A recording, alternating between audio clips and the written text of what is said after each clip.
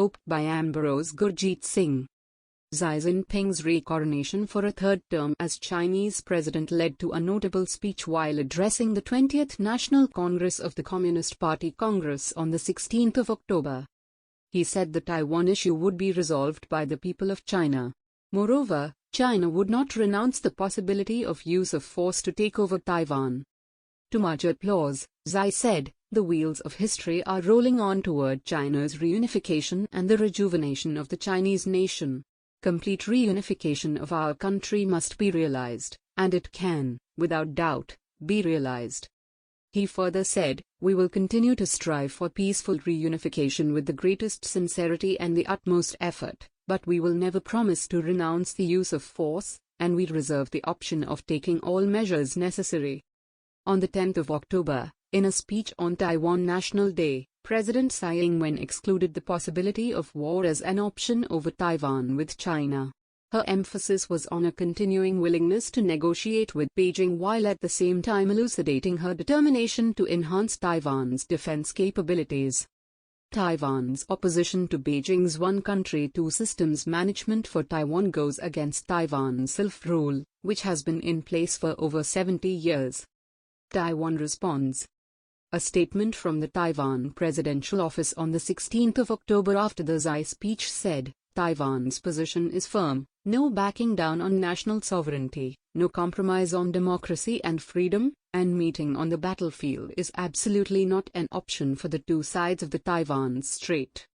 Given this war of words, it is evident that China's saber-rattling around Taiwan shows a clear intention that their patience to include Taiwan within the ambit of the PRC is running out. It has already been seen in Hong Kong where the one country two systems approach was strangled, despite promises to the UK and the world.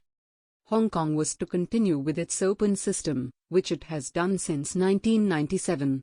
The Chinese have not hesitated over the last few years in curtailing the self-governance institutions in Hong Kong and exercised hard control, crushing dissent and causing investors to be upset. With Taiwan, the aggressive push towards integrating it and challenging Taiwanese defenses repeatedly through incursions, exercises, and deployments continues. The reaction to U.S. House Speaker Nancy Pelosi's visit to Taipei was bellicose. The US and Japan are more cautious, and they believe the Chinese planning and time frame of trying to integrate Taiwan by force by 2027 will be hastened. If indications were expected in Xi's speech that China would let Taiwan be, these hopes were belied. What Xi, in fact, said is that China would not hesitate to use force to meet its objectives, and thus, a Chinese first strike on Taiwan is feasible. This is especially on its defense forces as China seeks a kowtowing by the Taiwanese leadership to the re-coronated Xi Jin Ping. Is this a possibility? The probability of this depends on a larger set of circumstances. Taiwan is definitely a provocation for the US and Japan and, to a lesser extent, to the other US allies and Quad partners. Having achieved its aggressive intent in the South China Sea and pushing the Japanese over the Senkaku Islands in the East China Sea, China is showing that it can have multiple opportunities to challenge the status quo by including Taiwan in its ambit. The US, which is returning to the Indo-Pacific in a stronger sense, wants to draw the line at Taiwan and the East China Sea, having lost the plot in the South China Sea. With the US departure from Afghanistan, it has time and forces to focus on the region. The US is concerned that if the Chinese are not deterred now, they will continue their thrust into the Pacific Ocean, which has always been a no-go zone for American policy. The Taiwan Policy Act, approved by the US Senate Foreign Relations Committee in September 2022, is viewed as the most comprehensive restructuring of US policy towards Taiwan since the Taiwan Relations Act, TRA, of 1979. It includes provisions to provide $6.5 billion to support purchases of US equipment between 2023 and 2027. China-Taiwan tense ties. China's attempt to deal with Taiwan is, in its own way, challenging the US and Japan's Indo-Pacific policies. Since the Taiwanese believe that their defense preparedness can be increased, it is worthwhile to assess this. In September, Admiral Lee Hsi-ming, former chief of the Taiwan General Staff, sought a new Taiwan strategy to deal with China. His book Overall Defense Concept, An Asymmetric Approach to Taiwan's Defense, discusses Taiwan's chances of winning a war. He appreciated the greater attention to forces by the current Taiwan president, but the asymmetric strategy that he himself had introduced now requires upgradation. Since Taiwan became democratic in 1992, the military KMT regime and its garrison command were disbanded. The reforms required and encouraged by the U.S. included an enhanced defense budget with three focused priorities and improved training, particularly of the reserves.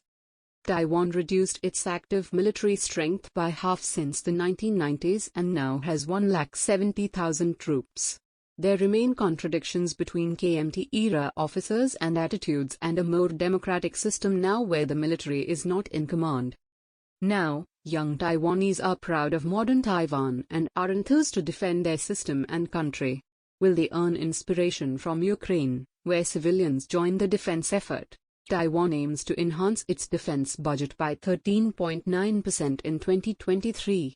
The $19.4 billion increase contrasts with 4% annual increases since 2017. It will cover new fighters, the domestic building of naval vessels, better weaponry for troops, increase the reserves and determine asymmetrical warfare strategies. Taiwan has, over the last 2 decades, maintained underground bunkers to resist any Chinese invasion. Their highways are capable of handling heavy jets. Their tank force is well embedded.